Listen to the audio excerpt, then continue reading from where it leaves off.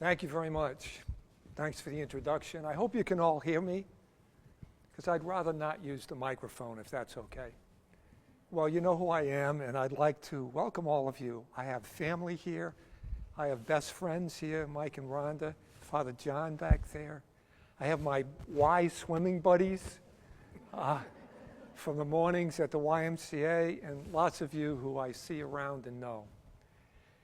So I'm going to do three things tonight if I could. The first is I'd like to speak to you all about what psychologists called TLCs. And that has to do with the kind of life we all live and the kind of issues in our own lives that we can really take control of. So they're therapeutic life changes, and I'll speak about those in a second. The second thing I'd like to do is, and I'll do these very briefly, is talk to you a little bit about stress, about anxiety, because that's really why some of you are here tonight, I would guess.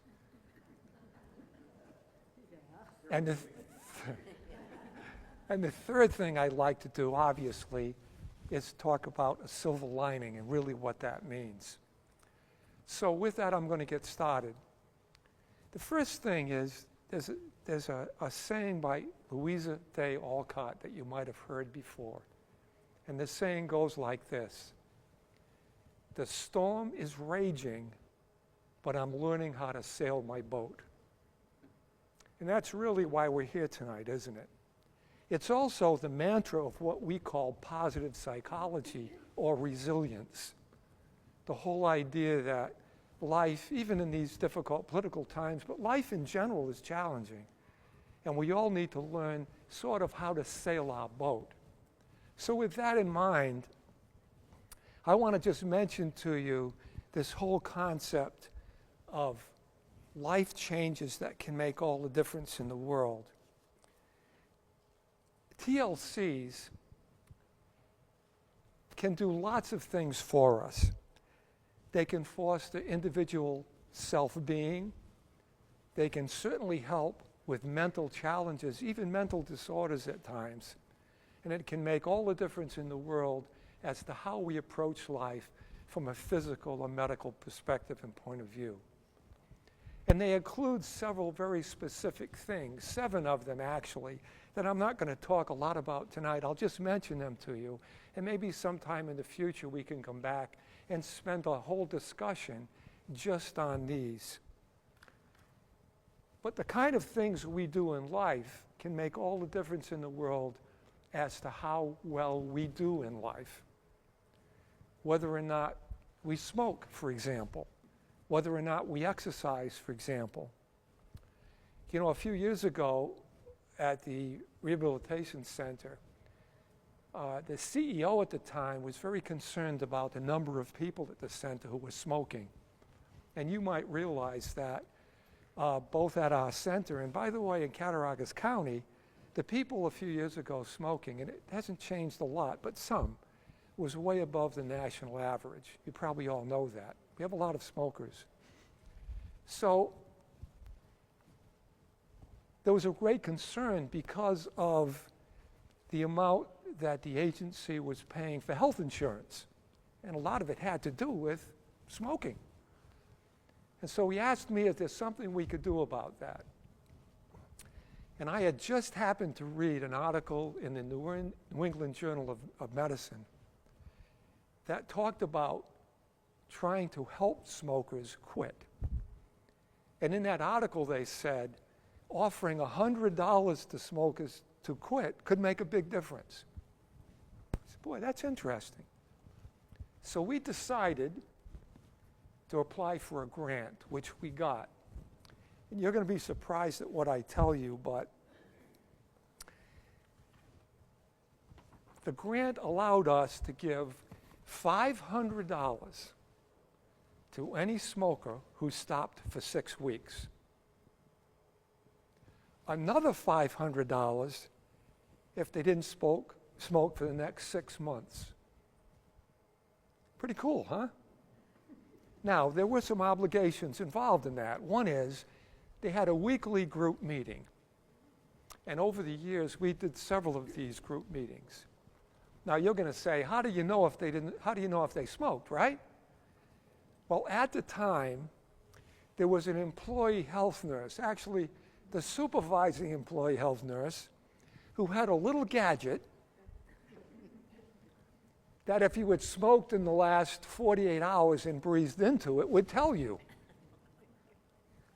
Actually, the employee health nurse is sitting up front tonight, but we won't pick on her. So in random checks, right, randomly, the employee health nurses would check on the people in the groups. Now, I just want to read a few things about smoking.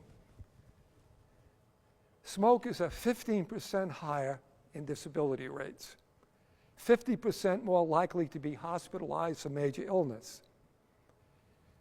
Life insurance for a smoker is $935 compared to $425 for a non-smoker. Hospital inpatient costs for smokers is around $700 per stay compared to a non-smoker about $500. For every employee who quits smoking, the rehabilitation at the time will save $1,429 per year, because that's what it cost that agency for a smoker. Quite incredible, huh? So was it worth $1,000 to get someone to smoke? Can you imagine what we were able to do by approaching our medical insurance company? And I had the privilege of running a number of those groups, all of them actually, and did I have fun? And you know, in some of the groups, we had a little bit of a high sign that we would use as we walked around the agency to people who weren't smoking, and it was just a thumbs up. I still get them sometimes at Walmart, because there are still many people who stopped smoking. And by the way, how about the non-smokers? Were they angry that these people were getting the money? Not when I read them those statistics, right? Because what it meant is their health insurance for everybody was affected. Because for everybody who didn't smoke, imagine going to the insurance company with this kind of data and talking to them. Well, I bring up smoking only because it is a therapeutic lifestyle change. It's something people can do that can make all the difference in the world. But there are others, and I'll read a couple of them to you, that are just as important. Exercise, nutrition and diet, time in nature, relationships, recreation, relaxation, stress management. We can talk about that later. Religious and spiritual involvement, and contribution and service to others. In each one of those categories, like quitting smoking, there are things that we can do to truly make our lives better. And does it have to do with a silver lining? Well, of course it does. The more we pay attention to those therapeutic changes, the better we're going to feel, and the better we're going to be able to notice the silver linings that we're going to talk about in a few minutes. Second thing I want to introduce, and we'll come back to silver linings as we, to therapeutic life changes as we talk about silver linings. Second thing I want to talk to you about is stress. Anxiety, if you will. There was an endocrinologist from Canada who wrote a book back in the 50s. His name is Hans Seeley. You probably heard of him. He actually talked about the general adaptive syndrome. And I'm going to read you what he said. His book is called The Stress of Life. And he says, there are 3 phases in this alarm phase of anxiety and stress. The first is the alarm phase, then the resistance phase, and then the exhaust phase. The alarm phase begins as soon as the body perceives a stressor, a stimulus imposing any kind of demand. The body shifts into the fight-flight response. The resistance phase responds to the stresses demand, trying to do things to control it. Hormones surge, pulse rate goes up, breathing changes. However, if the individual is unable to deal with what's going on, the final phase begins, and that's the phase we call exhaustion. Now, I'm going to take you back to your introductory psychology class a little bit, if you don't mind, just for a minute. And I know you all remember an individual in the lab around 1900 or so. His name was Ivan Pavlov. Remember Ivan? You've all heard of Ivan. Ivan did an interesting thing in his lab. He actually had animals, in this case dogs, and he discovered, found out, observed that they salivated automatically when food was presented. Remember that? I have relatives like that, right? Now keep in mind, this is unlearned. The salivation that takes place does so because of evolution, right? It's part of what these dogs are. Nobody taught them that. So what Pavlov did is, he said, I wonder what would happen if I rang a bell every time I presented the food and salivation occurred. And you know what happened, right? It wasn't very long after that the tone, the bell, brought about salivation. You all know that from the introductory psych, right? Well, how does that contribute to anxiety and stress? Well, guess what? You and I have some unlearned responses also. I don't want to demonstrate them to you, but if I had somebody light off a firecracker in the back of the room, what do you think would happen? Right? Some of you would jump right out of your seat. You couldn't take it. It would be, oh my God. Others of you would maybe turn around. As a matter of fact, if we had enough individuals in this room, we could actually plot on a bell-shaped curve how the group would respond. On one end, we'd have the people who were jittery. And you know, in some experiments, people are still jittery 2 and 3 hours after an event. So they'd be on one end. And the other end of the continuum be the slugs, right? Could care less. But most of us would be someplace in the middle. You agree? Well, think about it. We, you and I, have an unlearned evolutionary response just like those dogs. Only ours is called what? The fight-flight response. In post-traumatic stress disorder and in acute stress disorder, things like the sound of the fan that none of you were paying attention to. Hear it? An individual could actually re-experience all of the panic, all of the anxiety that happened in some event if that fan was running, because that too could become what we call a discriminated stimulus.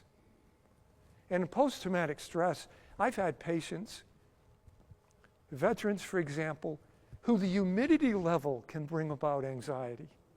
Sounds, right? Lights.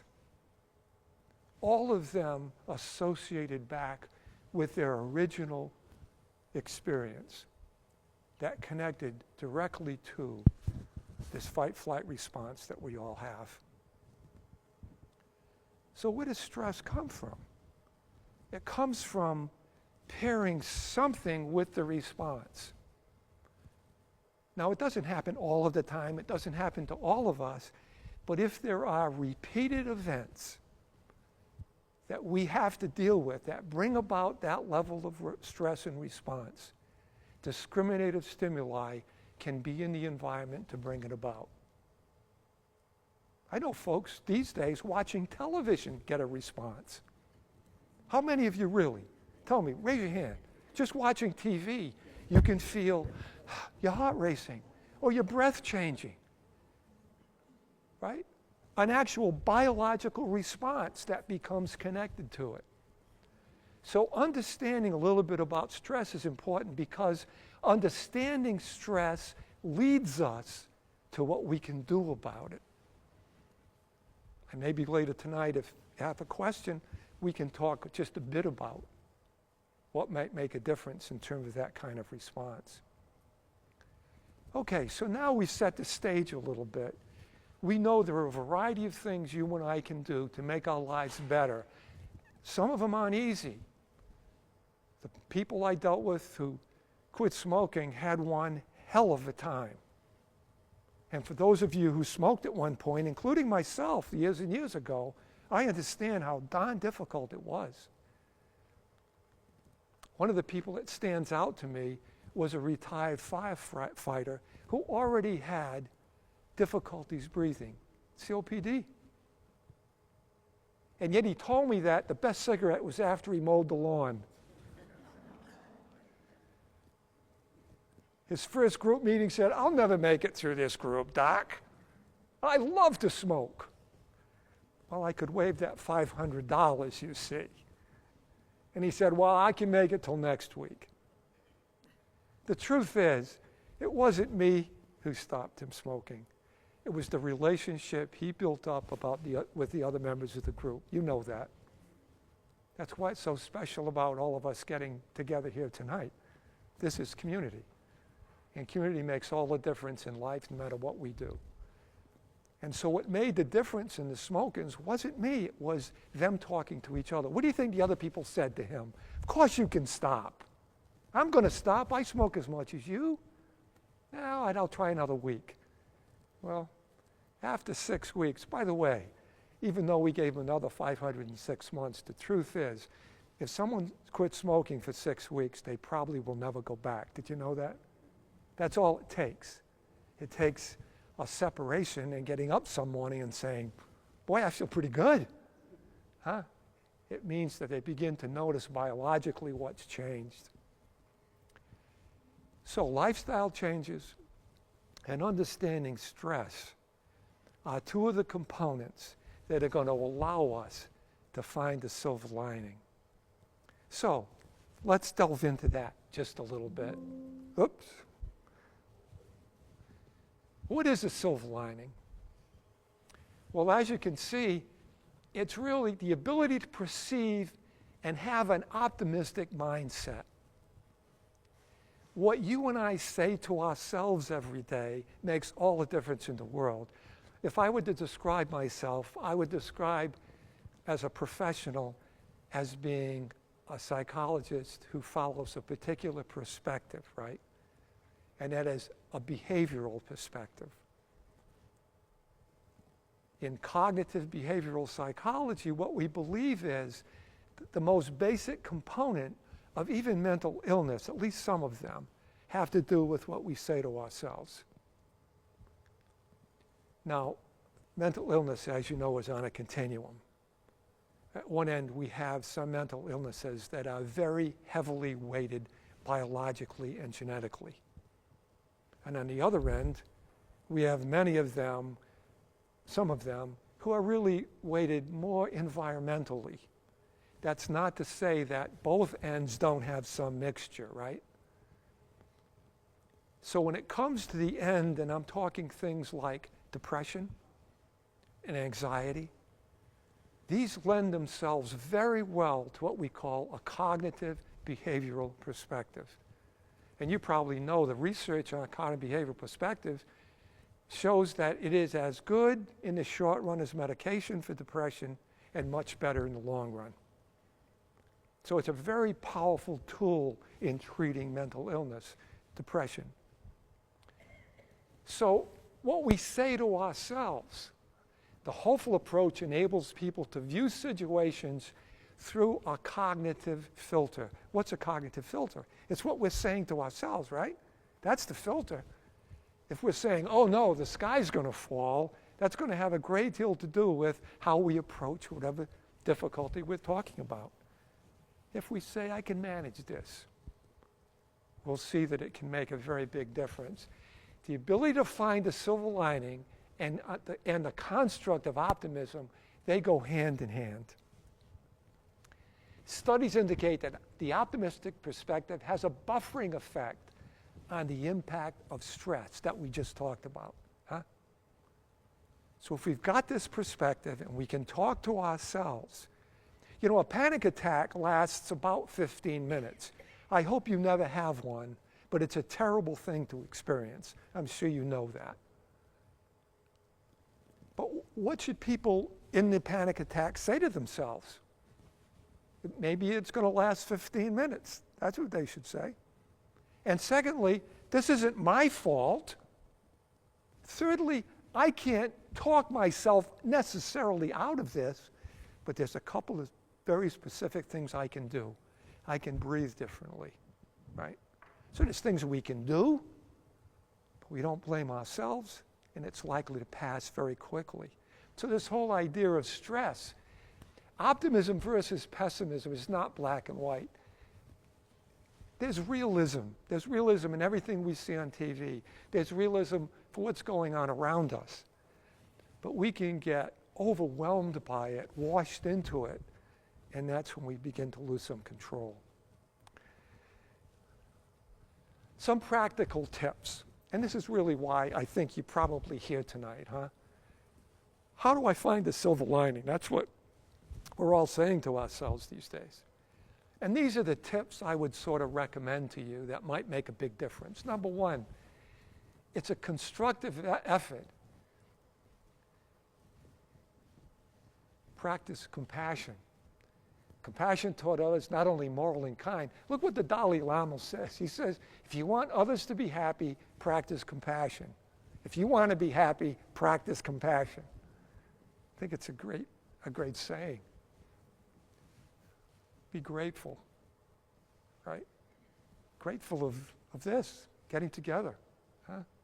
Of our communities, the love we have between us, our families, our situation. I mean, there's some of the news when we look at, we can hardly believe that others can live in the circumstances they're living in. Look at us tonight, huh? Comfortable, air-conditioned, huh? Pretty darn good. That's not to belittle anyone else, but it's realistic to say, you know what, we're okay. We're doing okay. Do service work while look around here. Many of you do service work. It's part of your life. It's every day. It's all the time. And the truth is, you get more from the service work than the people you service, right? It's the truth. It's really what humanity is really all about. Recognize self-fulfilling prophecies. Again, this is a cognitive thing, isn't it? Right? I can't do that, we say to ourselves. This is too overwhelming for me. I brought along a little something tonight about somebody who I've had a email relationship with for a while. And she's a psychologist. Her name is Robin Gurwitch. I'm sure you've never heard of Robin, but really you should have in a way. The Oklahoma City bombing took place 30 years ago the other day, remember? Well, Robin was a psychologist at the University of Oklahoma, and she got a call from the governor because she had done a little bit of research in helping children deal with trauma. And the governor from Oklahoma said, I'll give you anything you want. Anything. Money's not an issue. Colleagues, bring them in. I want you to treat the families and children who just experienced what happened at the federal building. And you should hear Robin talk about the phone call. She said, if you'll excuse me, holy shit. Excuse me, sisters. She hung up the phone and said, What am I going to do? And don't forget, there were many children who lost their lives in that building, but there are some children who didn't. But they were traumatized, weren't they? So Robin said, I was overwhelmed. I didn't think I could do this. I really didn't know what to do. And 2 years later, she comes out with a booklet. And that was really my first interaction with her. I had heard her speak at a convention, and I wrote her just a brief email, and this is what I got back in the mail, with the nicest note. So she set about to develop a program for all of those little kids who went through that terrible event and their families. Much of this is done at home with the parents. And she's kept statistics and studies on it, and it's been very, very effective. So when you think about, I can't do this, or when you look at, the story you tell yourself, what am I going to do? I can't do that. I'm not smart enough for this. I'm overwhelmed by this. The person I thought of was Robin. She wasn't overwhelmed. Well, she was sort of. But she called the people around the country who she knew was sort of into it. And back 30 years ago, we weren't very good at dealing with trauma, right? I mean, post-traumatic stress and acute stress disorder only came into the lingo in psychology in the 70s and 80s. So she was, on the cutting edge. And I certainly would make this available to any of you if you ever like to look at it. It's pretty cool. So Robin, imagine getting caught up in a maladaptive cycle of believing internal critical thoughts. I can't do this. How am I going to do it? I don't know enough to do that. Instead of saying, this is a challenge, it's a little bit beyond, but I'm going to reach out and I'm going to do it. It's what we say to ourselves. It's the message we give ourselves.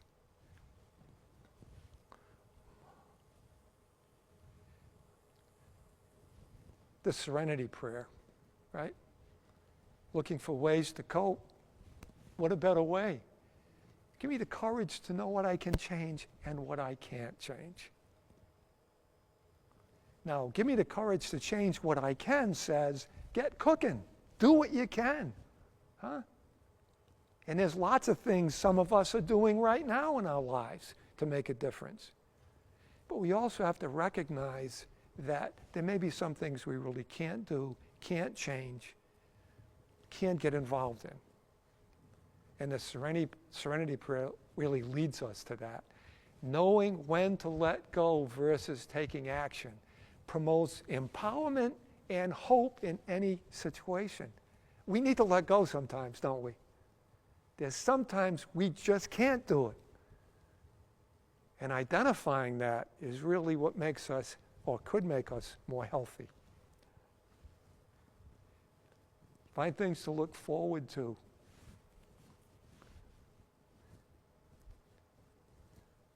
Whatever they may be. Family outings, Saturday night with friends. Huh? Getting a swim in every day at the Y. Huh? Sitting in the hot tub talking to my friends. Huh? Things to look forward to. Wake up in the morning and you say, and you say, no, I'm going to go. Summer vacations, a trip someplace, time with our family, huh? Having fun, having a few laughs. We need to have things in front of us that we can set up as something special. And we need to make them happen. Because for many of us, it won't just happen to us automatically. We need to set the pace, get involved, do the planning, pull others along with us. Huh?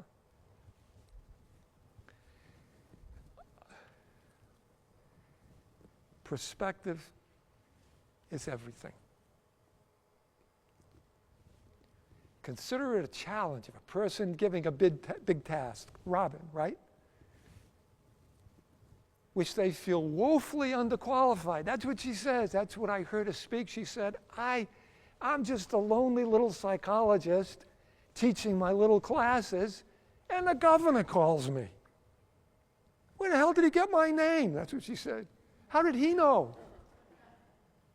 I wanted to hide out. Next thing you know, she's pushed right up front. And that's what this is all about, huh?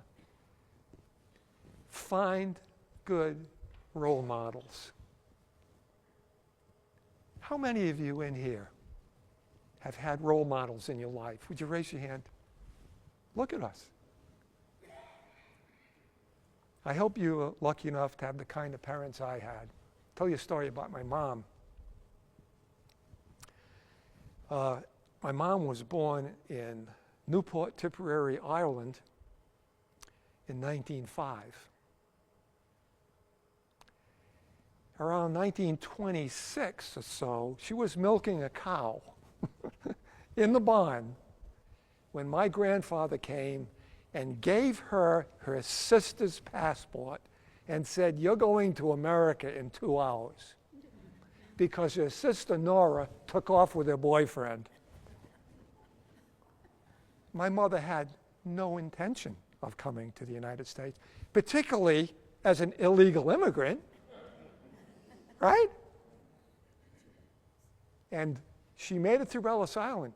She was already legally blind, but there was so much sickness on the ship coming over that my Aunt Molly, her sister who was with her, convinced the immigration officer that it was sickness, and everybody else was sick. And she got through immigration. Can you imagine? Talk about in life, when I would complain to my mother, she'd just give me that look.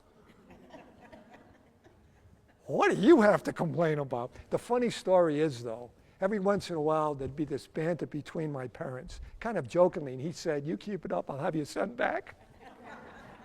And she would say, "You just try it." Anyway, it all got straightened out later in court. She was legal. Can you imagine that kind of a person? That's a role model. I could tell you stories about my dad, too. I could tell you stories about my father-in-law, a year and a half in New Guinea in World War II. Right? And the final role model I'll mention in my life was Moy Fook Gum. You wouldn't know Dr. Gum, because he was at the University of Minnesota when I got there at 23 or 24 years old with my wife and baby. And how would an Irish kid from Boston, all of a sudden form this lifelong relationship with this Chinese American from Hawaii? Seems uncanny. Heck of a guy. During World War II, he joined the Army and was stationed in China because he spoke Chinese. And he was getting American flyers out who would crash after the bombing runs. They would crash in China. And Moy Gum would find them and try to get them out. That was his job. Came back, finished college in Hawaii, came to the University of Chicago, and ended up as the chairman of psychology at the University of Minnesota, where I got there. And he was the best psychologist I've ever met. And by the way, that was a program in child psychology. To see him interact with children, some of them mentally ill, quite disturbed, was hard to believe. And it was his recommendation that really was influential in allowing me to go on to school at Illinois. And over the years at the conventions every year, we would meet up. And we would not even go to some of the conferences. We ended up sitting in some hotel bar, talking for hours. So, Moy Fook Gum. I actually could eventually call him Gum. That was his nickname. But for very many years, it was Dr. Gum. What a role model. And it was kind of uncanny, isn't it? Because we were so different in so many ways, and yet so alike in so many ways, too. So finding a role model that we can look up to, the perspective is likely to rub off on you. We need to, and we look for a silver lining, look at our prior successes. As I look around, some of you know, this is a really successful group of people. You've all had careers. Many of you are so highly thought of by what you did in your careers. So, we can all remember how successful we've actually been at other times. It may be challenging and a little difficult right now for us, but we know we can do it because we've kind of done it before, and that's what we're talking about. Avoid catastrophizing. It's another cognitive sort of trick we play with ourselves. I can't do it. It's going to get worse. I'm not capable. No one will like me. And it's a cognitive distortion, really, isn't it, we overblow situation. We look at future as being bleak, worrying over hypothetical situations. Suppose someone does this. Suppose someone says that. Suppose someone asks me a question I can't answer. We can catastrophize constantly, and unfortunately, many of us do. Uh-oh. Know your triggers. I was going to bring it and I didn't, but I just read an article today on how swearing reduces stress and anxiety. And you know what my wife said? You must have no stress at all. And I'm not suggesting it to you, sisters, that's a good... But we all have our triggers, You constantly feel hopeless, pessimistic. After watching the news. So one of my friends watches one news program a day. It happens to be the PBS evening news, right? WNED 6:30. And that's all. And his challenge to me and everybody else is that he knows as much as I do about the news and what's happening. Because he can get in 1 hour what we're pumped at all day long, constantly, over and over and over again. So his suggestion is, sure, we need to know what's cooking, what's going on, but we don't need it 24/7. We don't need every little nuance looked at, every little thing talked about. Things we'd never even think of, they'll bring up. They've got to fill a 24-hour news cycle. And all I want to do is pique us, get us in, suck us in, really. And that's their job. I get it and I understand it. But remember, if watching the news, getting involved like that is an issue, don't do it. Find a way to keep up on what's going on without being overwhelmed by what's going on. And I think if we do, we'll all be better off. So this whole idea of the triggers and ways to avoid and manage them, we only know our triggers if we're honest with ourselves, or if we have someone else who will point out to us what our triggers are. She didn't see me point to it, did she? But knowing our triggers and having people point them out to us a little bit is not such a bad thing. Because then we have the opportunity cognitively to think about it and to make a change. Use positive mantras, right? Again, I go back continually to what we say to ourselves. I'm capable. I can do this. I'm going to make this a good day. I'm not going to let that get me down. It's not going to interrupt my relationships with my family or my friends. Yeah, I'll pay attention. I'll do what I can to change things, but it's not going to allow me to change what I need to do. And that's what we're talking about in positive mantras.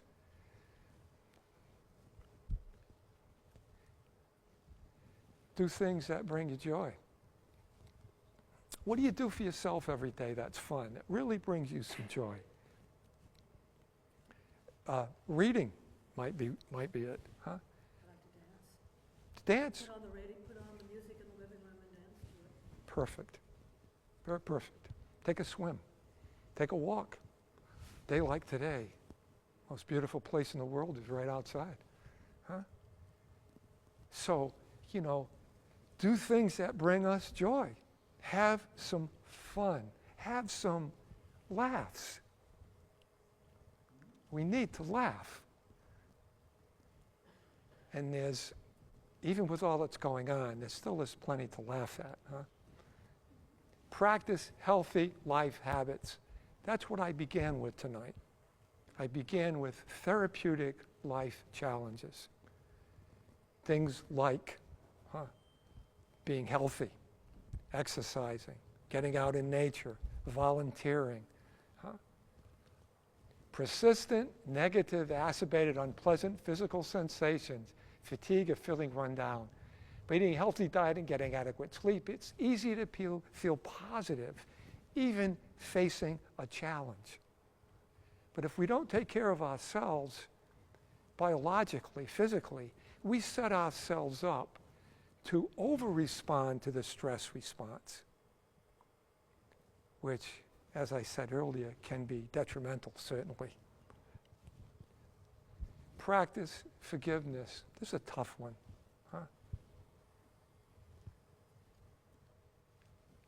When a person is preoccupied with feelings of anger at others, they're less open to feelings of optimism. Not only does letting go through forgiveness free a person from resentment, but it's also associated with better psychological misspelling and healthy related outcomes.